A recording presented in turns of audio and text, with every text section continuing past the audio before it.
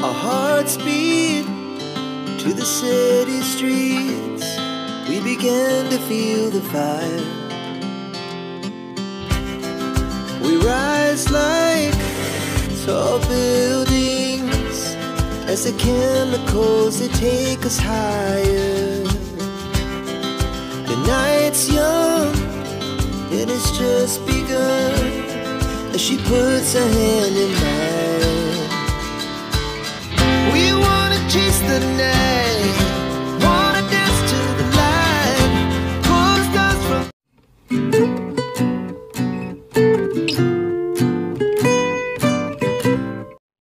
সকালে ঘুম থেকে উঠে ফ্রেশ হয়ে বিছানাটা গুছিয়ে নিয়েছি, আর এই যে ওয়ার্ড্রপ থেকে ছেলের স্কুল ড্রেসটা বের করে রেখে দিলাম, আর এদিকে বিজয় বাজার থেকে বাজার নিয়ে চলে এসেছে। তো চলো বাজারগুলো গুছিয়ে থুই। বাজারগুলো গুছিয়ে এই যে মাছের প্যাকেটে হাত দিয়েছি, এবার দেখি কি মাছ নিয়ে এসেছে। আসলে আমাদের মাছের বাজার আর সবজি বাজার দুটো আলাদা ব্যাগে করা হয়, তার কারণ সবজিগুলোকে যেহেতু আমরা ফ্রিজে রেখে দিই তো মাছের সঙ্গে ঠেকিয়ে আনাই না, তো ওই জন্য সবজিগুলোকে আগে খুব ভালো করে গুছিয়ে ফ্রিজে ঢুকিয়ে তারপরে মাছের ব্যাগটাতে হাত দিয়েছি। তো এদিকে মাছটা খুব ভালো করে ধুয়ে নেব। বিজয় আজকে জ্যান্ত রুই মাছ নিয়ে এসেছে, আর যে গরম পড়েছে এই জ্যান্ত মাছ একদম পাতলা করে ঝোল করব। মাছটাকে খুব ভালো করে ধুয়ে নিয়েছি, এবার মাছের লবণ হলুদ মাখিয়ে নেব। আর ওদিকে ভাত বসিয়েছিলাম আর ডাল বসিয়েছিলাম, ডাল তো অনেকক্ষণ আগেই হয়ে গেছে, তবে এদিকে ভাতটাও হয়ে গেছে। আর ভাতটাকে এবার উপর দিয়ে নেব, কারণ ভাত বেশিক্ষণ রেখে দিলে আবার বেশি গলে যাবে, আর আমাদের বাড়িতে গলা ভাত কেউ খায় না, একটু ঝরঝরা ভাত খেতেই বেশি পছন্দ করে সবাই। ও তোমাদের তো ইন্ট্রোটাই দেওয়া হয়নি। Good morning, welcome back to my channel. আশা করছি আপনারা সবাই খুব ভালো আছেন, আমরাও ভালো আছি। তো আবারও চলে এসেছি নতুন একটা ভিডিও নিয়ে। আশা করছি ভিডিওটি আপনাদের ভালো লাগবে। এখন বাজে সকাল 8টা, আর সকাল 8টা থেকে আপনাদেরকে সঙ্গে নিয়ে ভিডিওটি শুরু করলাম। তো এদিকে দেখতেই পেলেন আমার মাছগুলো খুব ভালো করে ধুয়ে লবণ হলুদ মাখিয়ে সরিয়ে রেখেছি, আর ভাতটাও উপর দেওয়া হয়ে গেছে, ভাতটাও টেবিলে ধুয়ে এসেছি। তো এই জায়গাটা যেহেতু মাছ ধুয়ে মাছের প্যাকেট রেখেছিলাম, তো সেই কারণে এইখানটায় খুব ভালো করে সার্ফ দিয়ে মুছে নিচ্ছি, তার কারণ আমি একটু বেশি এস্টোবাসটা মানি। আর যেহেতু আমি এই কাউন্টার টপের ওপর সবসময় ব্যবহার করি, সবকিছু রাখি, ওই জন্য এটাকে আগে মুছে ভালো করে পরিষ্কার করে নেব। এদিকে মাছটাও ভাজতে বসিয়ে দিয়েছি, কারণ বিজয় আর ছেলে খেয়ে বেরোবে, মানে ছেলের স্কুলে যাবে আর বিজয় তো খেয়ে বেরোবে। তো এই যে ডাল আর মাছ ভাজা আর লেবু দিয়েছি তার সঙ্গে। তো ওরা এই যে ছেলে এদিকে ড্রেস করে রেডি হচ্ছে। তো ছেলে আর ওর বাবা খেতে বসুক, ততক্ষণে চলুন স্কুলের টিফিনটা তৈরি করে দিই, কারণ টিফিনটা আমি এখনো রেডি করিনি। এদিকে বাটিতে চিড়েটাকে খুব ভালো করে ধুয়ে ভিজিয়ে রেখেছিলাম, আর টক দইটা বের করে নিচ্ছি। আজকে ওকে টিফিনে না একটু দই চিড়ে মাখা দেব। আসলে গতকালকে সন্ধ্যাবেলায় বিজয় একটু বাইরের থেকে মুগলাই নিয়ে এসেছিল আর চিকেন পকোড়া নিয়ে এসেছিল, তো বাড়ির সবাই খেয়েছিলাম। তো ছেলে সকালে ঘুম থেকে উঠে পড়তে যাওয়ার আগে বলছে কি, মা আমার বুকের পাশটাতে না, বুকের নিচটাতে একটু ব্যথা ব্যথা করছে। তো তখনই বুঝলাম ওটা একটা গ্যাসেরই ব্যথা। তো সকালে একটা গ্যাসের ওষুধ খাইয়ে দিয়েছি, তো টিফিনের জন্য সেই কারণে আর বেশি হিজিবিজি কিছু করলাম না। আর যা গরম পড়েছে, মানে বিভৎস গরম পড়েছে, তো সেই এই গরমের মধ্যে দই চিড়ের মতো আদর্শ খাবার কোনো কিছু হতেই পারে না। কিন্তু এটা খুব বেশি পছন্দের জিনিস না, বাড়িতে থাকলে জোর করে একটু আধটু মাঝে সাঝে দিই। তবে স্কুলে এই টিফিনটা দিচ্ছি বলে খুব একটা খুশি হয়নি, একটু নাক শীত করছিল। তারপরে আমি ওকে বললাম যে তোর শরীর খারাপ, তুই এটাই খা, যতটুকু পারবি খাবি, জোর করতে হবে না। তো টিফিনটা রেডি করে নিয়েছি, এবার একটু জলের বোতল দিয়ে ওকে টিফিনটা দিয়ে দেবো। তার আগে এই যে খেজুরটা আর টক দইটা জায়গা মতো রেখে দিয়ে এলাম। তো এই যে ছেলে স্কুলে চলে গেল, বিজয় আর ছেলে খাওয়া দাওয়া করে যার যার মতো বেরিয়ে গেছে। এদিকে আমিও একটু দই চিড়ে ছিল সেটাই খেয়েছি, ভাত আর খেলাম না, কারণ এত গরমের মধ্যে না আমার একদমই সকালে ভাত খেতে ইচ্ছা করছে না। তো আর দই চিড়ে আমার বেশ ভালোই লাগে, খুব একটা খারাপ লাগে না। তো এদিকে মাছের ঝোল বসিয়ে দিয়েছি, এই যে ঝিঙে দিয়ে আলু দিয়ে পটল দিয়ে পাতলা করে মাছের ঝোল করব। মাছগুলো তো প্রথমেই ভেজে নিয়েছি। আর এদিকে এই যে পাশের গ্যাসে জল গরম বসিয়ে দিয়েছি, কারণ আমি ঝোলে সবসময় যেন গরম জলই দিয়ে থাকি। আর এই যে অল্প একটু মশলা পেস্ট করে নিয়েছি, মশলার মধ্যে আদা জিরে একটা টমেটো দিয়েছি, একটু কাঁচা লঙ্কা দিয়েছি, এই দিয়েই পেস্ট করে নিয়েছি। আর সত্যি বলতে আজকের মাছের ঝোলটা ভীষণ ভালো খেতে লাগছিল, আমি জানি না কেন, কারণ আমি এর আগেও আলু পটল দিয়ে একই রকম ভাবে মাছের ঝোল করি। দেখবেন একই রকম রান্না না এক এক দিন এক এক রকম টেস্ট হয়, কোনো একদিন খুব ভালো খেতে হয়ে যায়, আবার কোনো একদিন মনে হয় যে না আজকে রান্নাটাই একই রকম করি, তা সত্ত্বেও মনে হলো কি যেন জমলো না। তো যাই হোক, তবে আজকের মাছের ঝোলটা খুবই ভালো রান্না হয়েছিল। তো এই যে এইদিকে আলু ঝিঙে গুলো খুব ভালো করে, ঝিঙে পটল আলু ভেজে নিয়েছি, নিয়ে যে মশলাটা দিয়ে একটু লবণ হলুদ দিয়ে ভালো করে কষিয়ে নেব। আর ওদিকে জলটাও দেখছেন প্রায় ফুটে উঠেছে। তো এই যে জল দিয়ে মাছের ঝোলটা ফুটে উঠেছে, এবার মাছগুলোকে দিয়ে দেব, দিয়ে খুব ভালো করে ফুটিয়ে নেব। ঝোলটা ফুটে ওঠার পরে এই যে মাছগুলো দিয়ে 5 থেকে 7 মিনিট একদম হাই ফ্লেমে মাছের ঝোলটা ফুটিয়ে নিতে হবে। হাই ফ্লেমে দেখবেন যে কোনো তরকারি ঝোল ফোটালে না সেটার টেস্টটা অনেক ভালো হয়। আর যদি একদম মানে জল দেওয়ার পরে লো ফ্লেমে রান্না করতে থাকেন তাহলে না এটা আমার একটা পানসে পানসে বা জল জলে একটা ব্যাপার থাকে তরকারিতে। তো হাই ফ্লেমে রান্নাটা করলেই না রান্নার তরকারির টেস্টটা বেশি ভালো হয়। তবে সবকিছু না, কিছু কিছু জিনিস আবার দেখবেন একদম লো ফ্লেমে করলেই বেশি ভালো হয়। যেরকম মাংস টাংস যেরকম লো ফ্লেমে কষালে পরেই বেশি টেস্ট হয়। তো যাই হোক, এদিকে আমার রান্নাটা হয়ে গেছে। আর টেবিলের ওপর যেহেতু বিজয়ার ছেলে খেয়েছিল, তো সেই কারণে টেবিলটাকে খুব ভালো করে সার্ফ দিয়ে মুছে নিলাম। আর টেবিলটা আমি সার্ফ দিয়ে মুছতেই বেশি পছন্দ করি, কারণ মাছ মাংস খাওয়া হয় তো।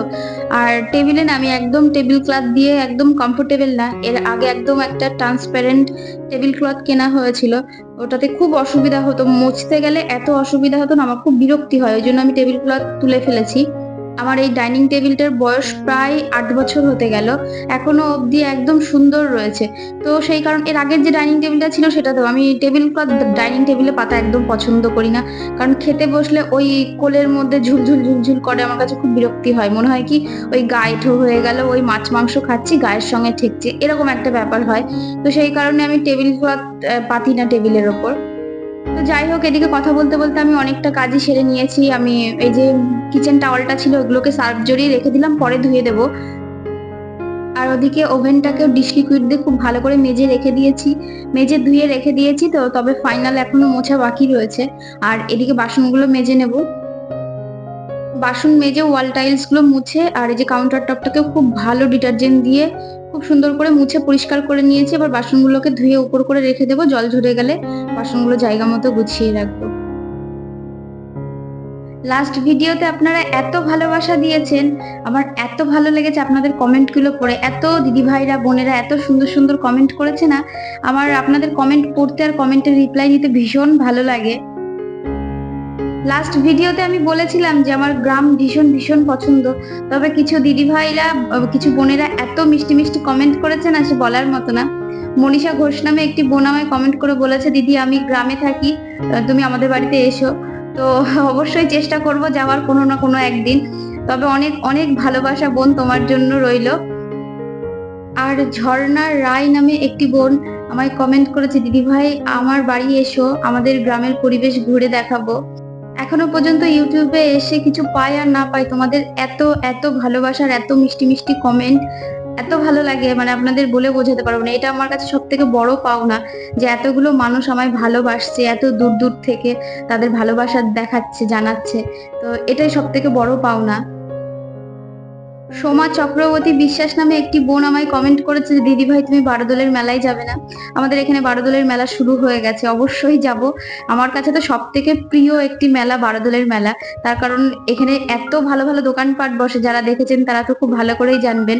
মানে কৃষ্ণনগর বলবো না, পুরো নদিয়া জেলার ঐতিহ্যময় একটি মেলা, সব থেকে বড় মেলা, 1 মাস ধরে হয়। আমি তো সারা বছর অপেক্ষায় থাকি যে কবে বারোদোল মেলা আসবে। তবে যারা কৃষ্ণনগরের বাইরে রয়েছে তাদেরকে আমি অবশ্যই আমন্ত্রণ করব যে আপনারা অবশ্যই কৃষ্ণনগর এসে বারোদোলের মেলাটা দেখে যেতে পারেন, কারণ ভীষণ ভীষণ ভালো হয় বারোদোলের মেলা। আর এত ভালো, এত বড় মেলা, মানে ভীষণ বড় মেলা হয়, পুরো অনেকটা জায়গা জুড়ে মেলা হয়। যারা দেখেছেন তারা তো জানবেনই। তবে মেলায় যখন যাব তখন তো আপনাদের সঙ্গে অবশ্যই আমি সেটা শেয়ার করবই। রাখি নামে একটি বোন, রাখির সংসার, তো সে আমায় কমেন্ট করেছে যে দিদি আপনার ভিডিওর ব্যাকগ্রাউন্ড সং কোন অ্যাপে ডাউনলোড করেন, যদি একটু বলেন। তো আমি তো তাকে কমেন্টের মাধ্যমে বলেই দিয়েছি, তবু আমি আরো যদি কারোর জানার ইচ্ছা থাকে আমি সেই জন্য বলে দিচ্ছি যে আমার যে ব্যাকগ্রাউন্ড সং গুলো রয়েছে বা ব্যাকগ্রাউন্ড যে মিউজিক গুলো রয়েছে, তো সেগুলো আমি ওয়াইটি স্টুডিও থেকেই নেওয়া পছন্দ করি, কারণ ওয়াইটি স্টুডিও থেকে নিলে পরে কপিরাইট আসে না। একটি বোন আমায় কমেন্ট করে এর আগে বলেছিল যে দিদি ভাই তোমার ভিডিও আমার ভীষণ ভালো লাগে, তো আমিও ভাবি ভিডিও বানাবো, ব্লগ করব, তবে কি করে করব বুঝে পাই না। যদি একটু বলতে।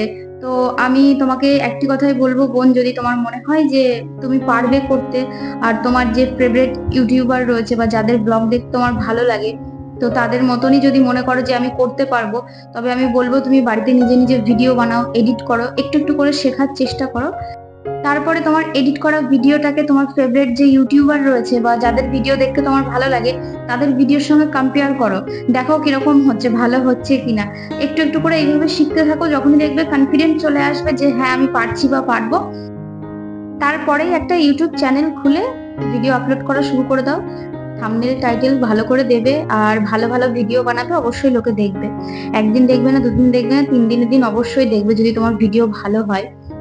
আর একটা কথা বলে দিই তোমাদেরকে, তোমরা যদি মনে করো যে তোমাদের উদ্দেশ্য যদি ইউটিউব থেকে টাকা ইনকাম করা থাকে, তবে তোমাদের বলে দিই যে মনিটাইজেশন অন করার পরে মানে $1 আসতে গেলে কমসে কম নতুন যারা ক্রিয়েটার থাকে 7 থেকে 8,000 ভিউ একটা ভিডিওর উপর আসলে তারপরে $1 আসে, আর $100 না হওয়া পর্যন্ত টাকা ওঠে না। তবে আমি নিজের কথা যদি বলি, মানে আমার প্রত্যেকটা ভিডিওতে যে 2,000-2,500 করে ভিউ হচ্ছে, তো সেরকম ভাবে আমার টাকা ইনকাম করতে গেলে 5 মাস 6 মাসে একটা চেক আসবে কি সন্দেহ, মানে $100 হবে কি সন্দেহ। তাই ইউটিউবে টাকা ইনকাম করা অতটাও ইজি ব্যাপার না, অনেক অনেক পরিশ্রম করতে হয়। যারা অনেক বড় বড় ইউটিউবার, যারা ব্র্যান্ড প্রমোশন পায় আর যাদের অনেক বেশি বেশি ভিউ হয়, সেই ক্ষেত্রে তাদের হয়তো ইনকামটা বেশি। আর নতুন ইউটিউবারদের ক্ষেত্রে আর্নিংটা অনেক অনেক কম হয় ভিউ অনুযায়ী। আর তার সঙ্গে তো আরো কিছু রয়েছে, না কেউ তোমাকে এখন ব্র্যান্ড দেবে না কোনো কিছু। প্রচুর পরিশ্রম করার পরে 1-2 বছর করার পর যখন একটা আচ্ছা খাসা মোটা একটা ভিউ আসবে তখনই আর্নিং হবে, তার আগে কিন্তু আর্নিং হবে না। অনেকে মনে করে যে ভিডিও করা খুব সহজ বিষয়, কারণ আমরা যে কাজগুলো করি সেইগুলোকেই তো ভিডিও শুট করে এডিট করে পোস্ট করে দেওয়া। একদমই না, কারণ ভিডিও শুট করতে গেলে অনেক অ্যাঙ্গেল দেখে বুঝিয়ে তারপরে ভিডিও শুট করতে হয়। আর যারা করেন তারা তো জানবেনই যে ভিডিও শুট করতে করতে যদি কাজ করা হয়, আপনার 10 মিনিটের কাজ 20 মিনিট সময় লাগে, সেক্ষেত্রে সময়টা লাগে। আর ভিডিও এডিট করতেও অনেক সময় লাগে, কারণ যখন দেখবেন কাজ করছেন, মানে আমি একটা ভিডিও ধরুন 14 থেকে 15 মিনিট কি বড় জোর 16 মিনিট, তার বেশি তো দিই না, কিন্তু তার মধ্যে এতগুলো কাজ, ধরুন আমি বাসন মাজছি, সেই টাইমে ভিডিও ক্যামেরাটা অন করে বাসন মাজতে শুরু করলাম, আধা ঘন্টা লাগলো আমার বাসন মাজতে, কিন্তু সে জায়গায় আপনাকে কেটে কোনটুকু রাখতে হবে কোনটুকু বাদ দিতে হবে, মানে আধা ঘন্টার মধ্যে থেকে 2 মিনিটে নিয়ে আসা অত সহজ বিষয় না, অনেকটা পরিশ্রম লাগে করতে। আর আর আমার তো ভয়েস ওভার দিতে সব থেকে বেশি সময় লাগে, আমি জানি না কেন। তবে একটি ভিডিও বানিয়ে ভালো করে এডিট করে ভয়েস দিয়ে পোস্ট করা কিন্তু অতটাও সহজ বিষয় না, অনেকটা পরিশ্রম লাগে। ইউটিউব সম্বন্ধে কিছু সঠিক তথ্য আপনাদেরকে জানালাম, তার মানে এই না যারা নতুন চ্যানেল খুলতে চলেছেন বা নতুন করে ব্লগ বানাতে চলেছেন তাদেরকে আমি ডিমোটিভেট একদমই করার চেষ্টা করছি না। তবে সত্যটা তুলে ধরলাম, সবকিছু জেনে শুনে কাজে নামাই ভালো, কারণ পরে ফ্রাস্ট্রেশন চলে আসবে, কাজ করতে একঘেয়েমি লাগবে, মানে যে কারণে আপনারা কাজটা করছেন সেই কারণটাই যদি না হয় তখন আর কাজ করতে ভালো লাগবে না। তো যাই হোক, এদিকে কথা বলতে বলতে আমার সব কাজ সেরে নেওয়া হয়ে গেছে, মানে একেবারে ঘরদোর পরিষ্কার করে স্নান করে দুপুরে খাওয়া দাওয়া করে তারপরে আবার আপনাদের সামনে এলাম। তো আমার বড়মশাই বললো একটু লস্যি বানিয়ে নিয়ে আসো, কারণ ভীষণ ভীষণ গরম পড়েছে, আর দই তো আমাদের বাড়িতে থাকেই, কারণ গরমের সময় খাওয়ার পর আমরা দই খাবোই খাবো। তবে লস্যি প্রতিদিন খাই না, কারণ লস্যিতে প্রচুর পরিমাণে চিনি পড়ে, আর এত চিনি তো প্রতিদিন খাওয়া ভালো না, তবে আজকে করছি। আর এই যে চিনিটাকে পাউডার করে নিলাম, কারণ আর বিট নুনটা দিয়ে দেবো, আর চিনিটাকে পাউডার করে নিলে না খুব ভালো হয়, নাহলে একটু দানা দানা থেকে যায়। তবে ভিডিওটি আর বেশি বড় করব না, আর আজকের ভিডিওটা কেমন লাগলো অবশ্যই কমেন্টের মাধ্যমে জানাবেন, ভালো লাগলে লাইক করবেন, আর চাইলে আপনারা সাবস্ক্রাইব করতে পারেন আমার চ্যানেলটিকে। আর যদি কোনো প্রশ্ন থাকে, কিছু জানার থাকে, অবশ্যই কমেন্টের মাধ্যমে জানাবেন, আমি আপনাদের প্রশ্নের উত্তর ভিডিওর মাধ্যমে দিয়ে দেব। তবে আজকের মতো ভিডিওটা এখানেই শেষ করছি, আবারও দেখা হবে নতুন একটা ভিডিও নিয়ে, ততক্ষণ সুস্থ থাকবেন, ভালো থাকবেন, টাটা।